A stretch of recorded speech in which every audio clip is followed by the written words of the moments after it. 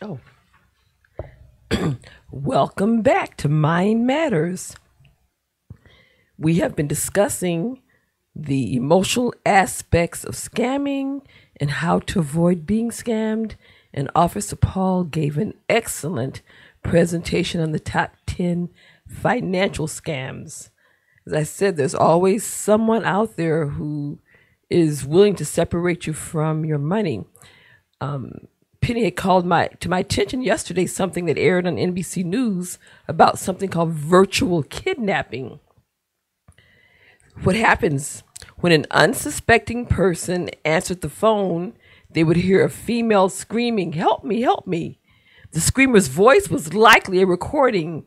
Instinctively, the victim might blurt out his or her child's name. "Mary, are you okay?" Then a man's voice would say something like, "We have Mary. She's in a truck. We are holding her hostage. You need to pay a ransom and you need to do it now or we're going to cut off her fingers." Most of the time, the intended victims quickly learned that Mary was at home or school, or they sensed the scam and hung up. This fraud only worked when people picked up the phone. They had a daughter and she was not at home. But if you're making hundreds of calls, the crime will eventually work. So basically, they're targeting people in affluent areas, and so far, hundreds of thousands of dollars have been paid out in California, Minnesota, Idaho, and Texas. The most recent cases that they profiled on TV yesterday were in affluent areas of California. They'll call like Beverly Hills or any other affluent areas. And the trick is they keep calling, and eventually someone is going to fall for it. They said, although the victims were typically instructed to wire ransom payments, two individuals in Houston were coerced into paying large amounts, $28,000 that could not be wired. The victims were directed to make money drops, and they believed they were being watched as they were directed to the assigned location. When the drops were made in specified trash cans, a Houston woman, 34-year-old Yanette Rodriguez Acosta, was waiting to pick up the ransom money. After taking her portion of the payment, she wired the rest in small amounts to several individuals in Mexico to transfer to the Mexican prisoner believed to be running the whole virtual kidnapping scam. This woman, Acosta, was taken into custody for her involvement, and in July 2017, a federal grand jury in Houston returned a 10-count indictment against her. Among the charges were wire fraud and money laundering.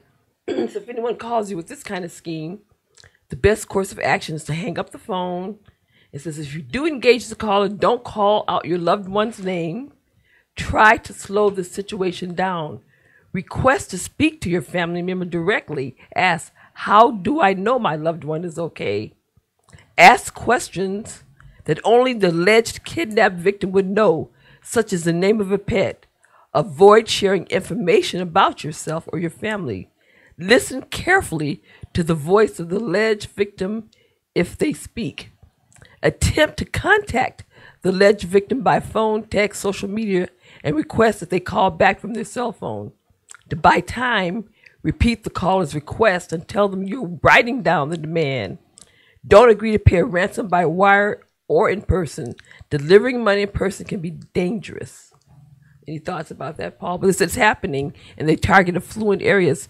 Sometimes, they'll get the information from social media about the person.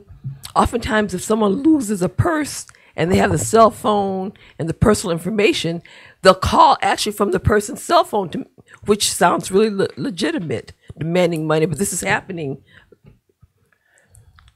From a law enforcement point of view, unfortunately, prosecution of these cases is extremely difficult, especially where you're wiring, transferring, sending money, whether online, green dot cards.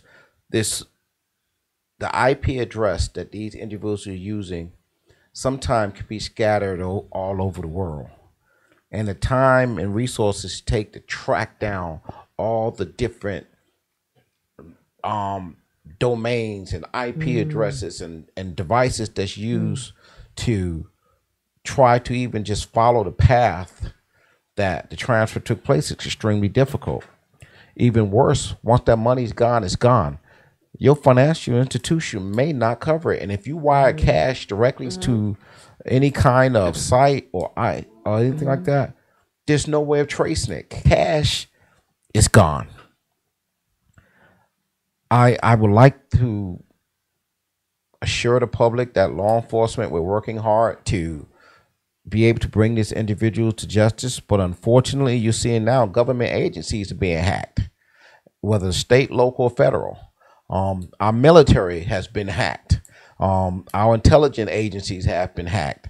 You know, the FBI themselves has been hacked. The FBI's been hacked? Yeah. Oh, wow. We're in a situation right now. But FBI, I knew Atlanta, the city of Atlanta was hacked. We have reached a situation where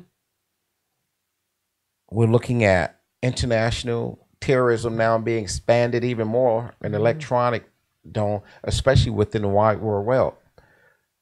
We are at a time in life where we put our business on Facebook, Instagram. Social media has taken over some people's lives to the point where, you know, their life is a transparent window. And the first thing we sit there and want to know when somebody violates, you know, our identity fraud or we're a victim, how did that happen? You know, you go for vacation, but you announce to the world you'll be gone for 2 weeks. You're going on your dream vacation. You're having a good time. You know, you're going to be doing this and that and that. You come home, your house been burglarized, and everything you value is gone. Criminals had 2 weeks to pick and choose. They weren't in a rush. The good ones don't even force entry. They just take their time, path of least resistance to get in. Hell, they back up a moving truck and clean out your whole house. We have got to start weaning ourselves off the dependency of social media. We have got to start realizing that putting our business out online is really violating our safety. We have got to realize now that everything we do does not need to be posted.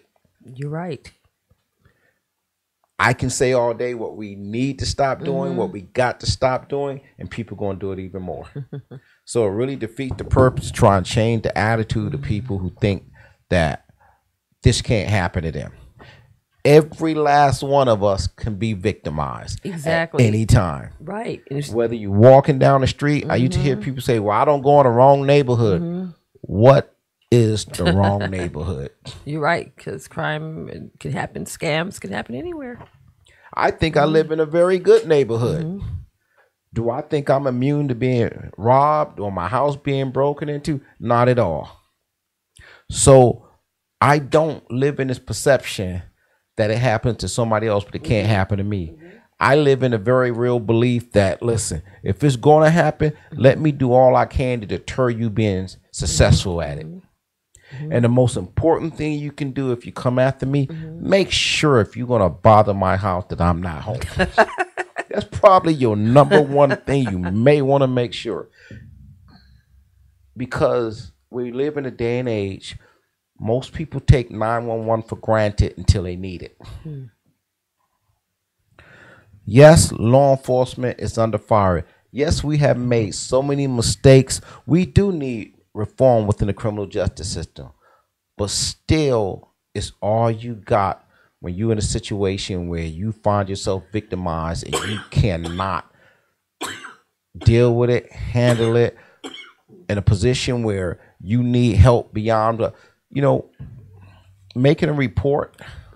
If you're fortunate enough to be in a position to survive the situation, now we start a follow-up investigation. Well, where were you? Who were you interact? Do you know these people? Did you leave your cars in here? And then you got to look at the company. Your credit card is stolen. Somebody went for, they went on a spending spree. Open up cell phones accounts, lines of credit, buying houses, buying. You'd be amazed what people can do with your information. Then you got to fight the credit reporting companies, TransUnion, Equifax. You have to convince them that's not me. Then you try to freeze your credit and you realize that they still want to hold you liable for stuff that you've already reported. That's not me. I didn't do. Your credit card company, you have to fight with fortunately, if you have American Express like they do, because I live by American Express, kudos to American Express for being quick to shut down my accounts when my cards were hacked. And American Express instantly, all purchases that I did not approve or authorize, shut it down. Anything that was paid out was credited back to me instantaneously. Once someone stole my credit card, they intercepted it in the mail before I even received it. They intercepted it. And let me tell you how that used to happen back in the day. Okay. I have nothing but love for my postal service, my men and women, honest postal workers out there. But a small percentage of your credit cards are being stolen by individuals who walk through and taking them out the box. Right. Unfortunately, we had a lot of criminals working in the U.S. Postal Service over the years. Postal police inspectors are working diligently to weed these out. Federal agencies are working diligently. We have had postal employees who family members and friends, criminal nature, postal employees that intercepted. If they work this route, they know what the credit card, they know what the checks look like, and they would pass them on to the individuals who are criminal entities. And again, majority of my customer postal workers are honest, hardworking people who do not deserve to be tainted by those few in their midst who were career criminals long before they put on that postal uniform. But to this day, we're still arresting and indicting and convicting postal workers who are stealing your identity, your checks, your credit cards, your livelihood through the U.S. postal system. Oh, my Michelle Obama tickets were someone, because I had them sent by UPS and they never made it to me, and so they were stolen in the transfer through UPS. No, I'm not kidding. My Michelle Obama tickets were stolen and they had to reissue them. So did you file a claim with UPS itself? Did they open an investigation?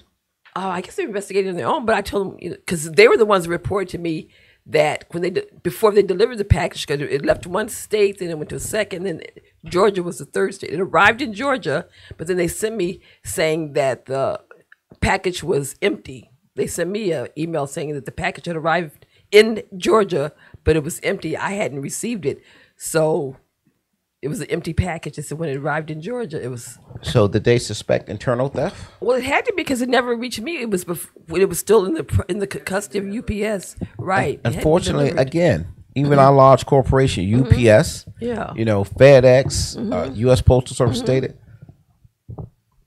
they try their best to hire honest, moral employees.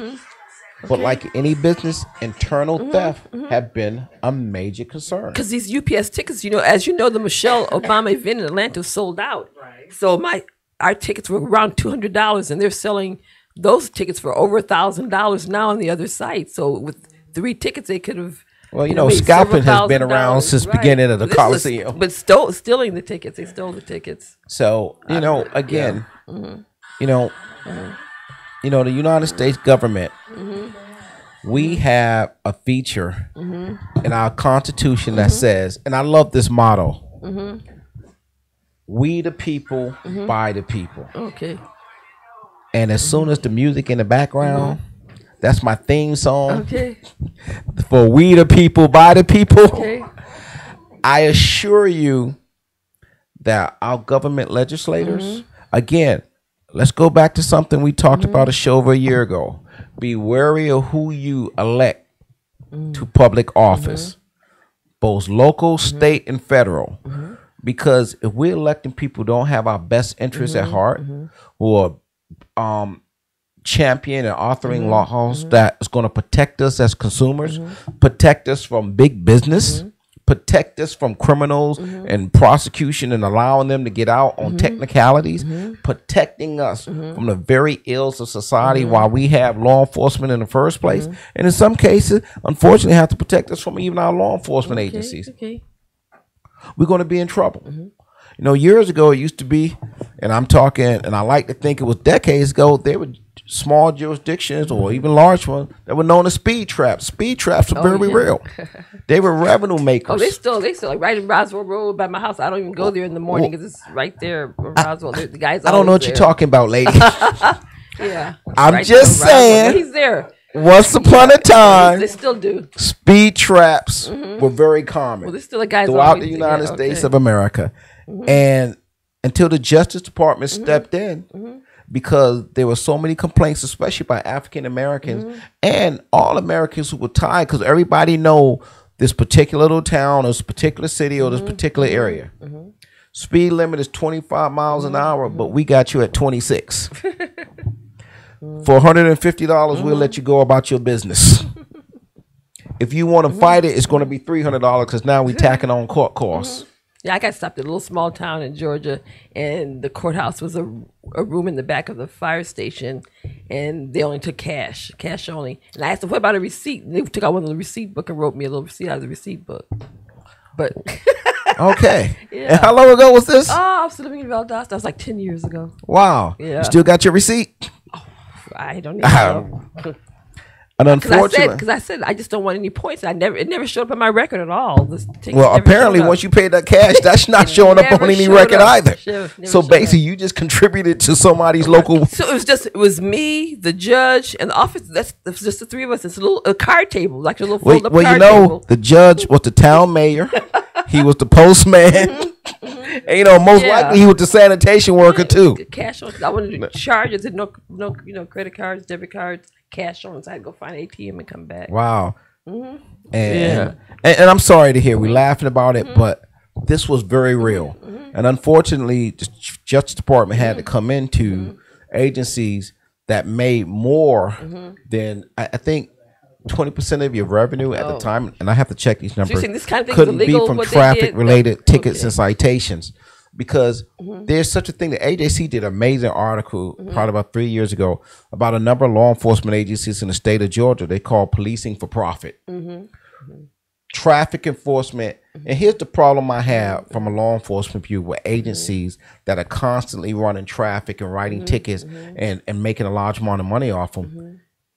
If you're writing that many tickets and stopping so many people every day, but you can't stop people's houses from being broken into, or the murders in your jurisdiction, or the rapes, or the other crime, then that tells me you're not focusing on enforcing the law. You're focused on making money. Right. Again, this is the stigma of taking advantage of people using authority. If you're going to make 50 traffic stops a day per shift, then you need to prevent 5 burglaries in your jurisdiction. You need to tell me your traffic enforcement is a way of deterring criminal activity by making the criminal say, I'm not going to go down there because I know they're going to get you there. The minute you roll cross the city limits, the police are waiting on you. I know you have a plan. But if criminals are still burglarizing your community, but you're writing so many tickets that your money, your cash flow, you need a Brinks truck on court day parked outside the courthouse, we got a problem. Okay. I want to bring up one kind of scam that we really haven't talked about that's been around. That's online dating. Online dating can, because people there looking for love, but then there's some of their people looking for money. So you'll find guys, I guess maybe women too, but probably more men who prey upon women on online dating. You know where you can find love at? What you laughing at? I can tell you where you can find love. Walmart, aisle 4. But I'm saying you seriously. Can't go wrong. No, because some of my best dates came out of Kroger's, Walmart. Okay, y'all looking at me like I'm crazy. The people come up with like fake profiles, fake pictures, things like that. I actually had one person who was on one of those sites. When I had someone to do a background check, this guy had a 20-page rap sheet presenting himself in totally one light, but he had a 20-page rap sheet. Because he's a con man. Right. And so I told the dating site and they removed him from the site. But I'm saying, there are people on online dating sites who are preying upon women for money. But gullible men and women yes. on these websites. Right. Again, one of the things that modern day social media is taking away from the basic thing, a lot of us don't know how to socialize. Exactly. A lot of us can't go to a function, just meet somebody now, and just the art of conversation is almost dead. Exactly. A lot of us don't even understand how to conduct ourselves on a date anymore. These are lost art. But when you're online in your bedroom, you know, looking any way you want, you can paint yourself to be the most wonderful, beautiful person. Exactly. You know, the word that you create could be elegantly stated. You can group them together to make you look good. And fake photos too, fake profiles. But at the same time, there are a lot of people out there who are lonely. There are a lot of people out there, like you said, are looking for love. Predators prey on that. Exactly. And the minute they make content, it doesn't take long in a conversation going back and forth to realize, oh boy, I got one here. She's lonely, or he's lonely. You know, they got a good job, got a little money, they got a house, you know, before you know it, you conversate with them long enough, you wrap them in, you start listening to. Before you once you get an emotional attachment to them, and you bond it. They ripe for victimization. Exactly. And it started off with something small. Yes. Oh, my car just broke down, but I'm going to come see you this weekend. Exactly. I'm $100 short of getting it fixed, but I really want to see you. Exactly. If you give me $100, I'll send it on my next payday. Exactly. Let me tell you right now, I'm the cheapest man out there. I love women. I love the woman in my life. If your car broke down, don't worry, I'm going to take care of it for you. I'm one of those, where are you? Where's the car? I know somebody works somewhere at whether Advanced Auto or a part yard. What part do you need? I don't even give my own relatives money. Because at the end of the day, nothing destroys a friendship or a relationship like money. You're absolutely right. Absolutely right. Well, I ain't going to say if, but when I win that big lottery, I'm not giving any of y'all a check, but I'm going to take care of you. And let me tell you how. How? I'm going to pay off every debt you got. Okay. Your mortgage, your car note, your taxes, your insurance, your child support, your late library fees, you name it. I'm going to zero out you I like for that. everything in your life. I like that. Your house is going to be paid for, your car paid for, your kids' education. I don't care. But once it's done, it's done. That means you still have your income coming in. But now you don't have any expenses except what you create after that. See, that's the fishing concept. If I feed you a fish sandwich, you're going to eat for right there. Right. But if I teach you how to fish, you're going to eat for life. Exactly. If I make mistake of constantly giving you money every time you financially get yourself back into a hole, then you will always be dependent on me. Exactly. Absolutely. And I'm always going to feel obligated to look out because you're friend, family, close, whatever. Yes. I'm going to clear all your debts. This is a one time. I'm going to clear every major debt you have. But once we're done, we're done. You will not come back to me anymore. Well, I messed up again and I'm in a hole. Then I suggest you get you some rubber shoes and start bouncing. Because there's nothing else I can do for you. And I think that's fair.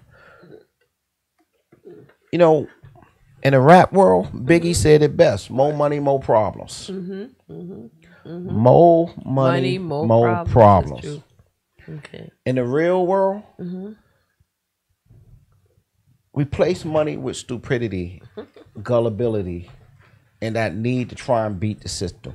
Ladies and gentlemen, nobody has yet in this lifetime or anyone's past has ever beat the system. There's a lot that end up in jail trying, and some of them being paid for with their life. The smartest thing you can do is learn the system. Work it for what it's worth and realize it's like going to Vegas. You're going to win some money, you're going to lose some money. Nobody goes to Vegas with the belief that they honestly going to break the bank. The house always wins. House will always win. Every now and then, to keep you coming back, they let a sucker get a little something. All of us wish it once upon a time. Just let me be that sucker that hit the good jackpot. But that's what keep coming us back. We constantly thinking, just this time, I play a little bit longer. I put a little bit more money. When I go to Vegas, it's a $20 limit. I hit the penny slots or the nickel slots. And I play, and once I double my money, it's over. And my friends were like, man, you only got $40, but it was $20 more than what I started with. I'm good. That's a good policy, yeah. I apply that to everything else in my life. I realistically look at it. I live by a budget. Yes, What I would spend money on may not be the same thing you spend money on. We all got taxes, insurance, mortgage, and rents. That's a given. But when you start thinking that you're going to get something for nothing in this world, you setting yourself up to be victimized. That's it. And a lot of time, the perpetrators could be friends, family members, those close to you, co-workers. Everybody got a hook up for you. Oh, man, I can help you get that car for half the price. If you can help me get a car for half the price, why you on Martyr? Shouldn't you be the first person that you hook up with a car? You know, again, if it sounds too good to be true, yes, WCEG family, none of us is ever going to be perfect in being able to pick out everything that comes to us that could be bad for us. From relationships to finances to even where we live and who we live with. And you know, life is a risk. Everything you do is a risk. The smartest thing you can do is educate yourself so you can just reduce some of these risks. Let's mitigate. It's like Mother Nature. We can't stop tornadoes and hurricanes and frost and heat waves, but we can do things to lessen the impact. Crime is situations of opportunity.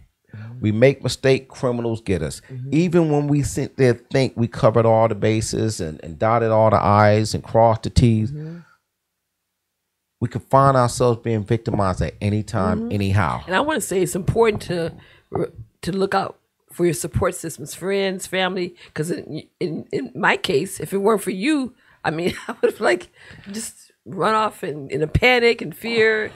You know, so and that's very well true. But the best support system you can have is yourself. Right. Even in our own homes, all of us know in times of danger or any kind of crisis, call 911. But I tell people all the time, it takes us time to get there. You are your best deterrent. There's certain things you know you shouldn't do. I don't care how much you need to have a couple of dollars. Don't run to an ATM at 1 o'clock in the morning.